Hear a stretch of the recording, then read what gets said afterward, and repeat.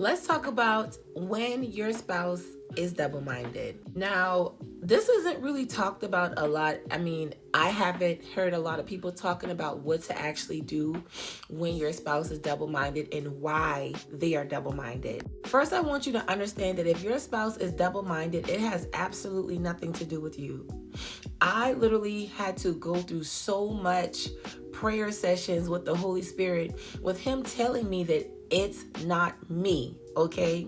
You are not the problem, all right? Because if they're double-minded, it's going to seem like you are the issue why they can't go, like why they can't keep up, being stable-minded, why they can't make up their mind.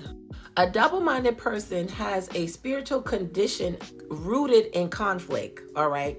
This means that they are battling internally against rebellion and obedience, all right? Against light and dark. Just think about when the enemy tries to wrestle you with your faith in God, where the enemy comes in your mind and tells you things in your mind like, oh, God isn't going to do this. And then one day you're full of faith. And sometimes it feels like you're having ping pong sessions in your mind because the enemy's trying to get you to be double-minded. I want you to understand that the enemy is only doing that or causing or bringing thoughts to your mind or even your spouse's mind based off of their trauma, based off of whatever turmoil they're dealing with in their heart, okay? So Satan does have a hand when a person is double-minded. His hand is in it, okay? Because he will bring negative thoughts to your spouse's mind to try to manipulate or even bewitch them out of being obedient to God, okay? And sometimes what happens is he'll use the thing that he raised up, like the other woman. He'll use that connection to make the spouse go back and forth with their choices or with obedience and rebellion. So I want you to understand that this is a spiritual thing, okay? So that means that you're going to have to do the work in the spiritual work as far as praying for their mind, okay? James 1:8 says that a double-minded man is unstable in all of their ways, all right? So one day they want to be with you, the next day they want to go do what they want to do. I want you to understand that you're not going to take on the responsibility of their being double-minded. You're not responsible for them being double-minded, okay? So again, it's spiritual warfare based on their unhealed wounds or whatever they're holding on to in their hearts, especially men who have been married before and they've never healed from the first marriage.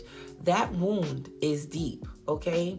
So this is where you're going to learn how to actually operate if you're dealing with that, okay? First thing you need to learn that when you see that they're double-minded, this is not a season where you chase after them, where you overcompensate so they can choose you. You're not going to do none of that. You're going to set boundaries and love them with wisdom, okay? So that means that you have to protect your peace. You have to protect your affections. I know that you love them. I know that sometimes y'all might have good days where he's open and then the other times he's cold. If this is you and you're experiencing that, then you need to use discernment, not your love, not your desire. This is where your discernment kicks in. So this is where you understand that, okay, you're back and forth with me. Let me move and operate in a way that will create peace with me. Okay, this is where you guard your heart. So what I mean by that is whenever y'all have good days, keep in the back of your mind that this man is still a work in progress, all right? So keep in the back of your mind, you're not going to pour out your heart because you want to, because you know tomorrow he could look at you like you're a stranger. So what you're going to do is you're going to continue to be kind to them. You're going to have boundaries. Even if y'all live together, you can still have boundaries as far as your affection.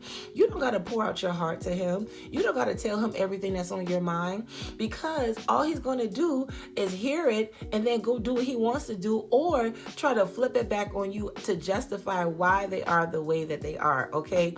This is spiritual, okay? So again, you're going to love them with boundaries and wisdom, using your discernment, not desperation, all right? You're not going to crash out on him. You're going to waste your time talking to an unstable man because he's either going to get angrier or he's going to laugh at you because whatever is on the inside of him, his mind is not in the right place. And you have to understand that. Most women struggle with trying to understand this. Like, how can you be so in love one day and just act like, we never had anything? I went through that.